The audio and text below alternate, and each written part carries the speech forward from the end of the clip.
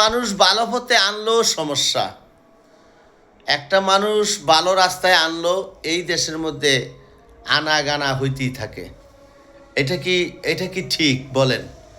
একটা মানুষ অসহায় আছে বা একটা মানুষকে বিপদের থেকে যদি তার জীবনে জড়ায় রাখিয়া তাকে মানুষ করা যায় বা তাকে নিয়ে যদি অনেকটা মানুষ দিনের পথে আনা যায়, এটা ভালো না?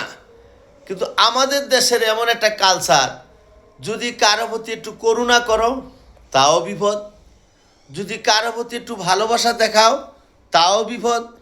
তাহলে দেখবেন যে আপনি অনলাইনে নানান লেখালেখি করে, নানান জনে নানান প্রতিজ্ঞা করে, নানান জনে নানান বিতিকিচ্ছা করে।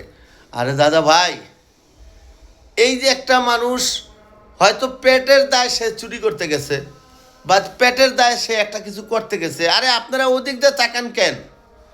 আপনারা চিন্তা করেন যে একটা মানবতা, আপনারা চিন্তা করেন যদি এই ভাইটা যদি এই মেয়েটার সাহায্য না করতো, করুণা না করতো, ভালো না করতো, ওনার যে একটা সন্তান আছে সেই সন্তানটা তো অবৈধ পথে চলে দিতে পারতো।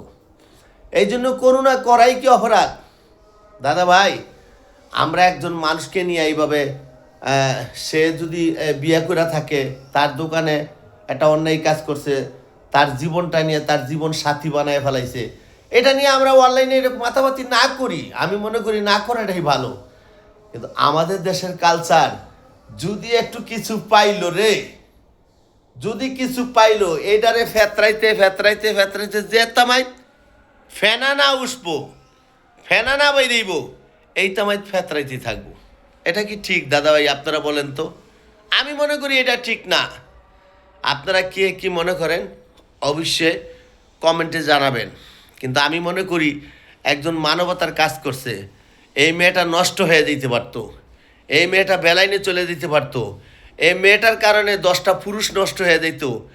হ্যাঁ, তাহলে আমি মনে করি যে এই লোকটায় তার জীবন সাথী বানাইছে, এই মেয়েটাকে বাঁচাইছে। এই মেয়েটাকে বাঁচানোর মালিক আল্লাহ, কিন্তু তার খারাপ পথের থেকে বাঁচাইছে।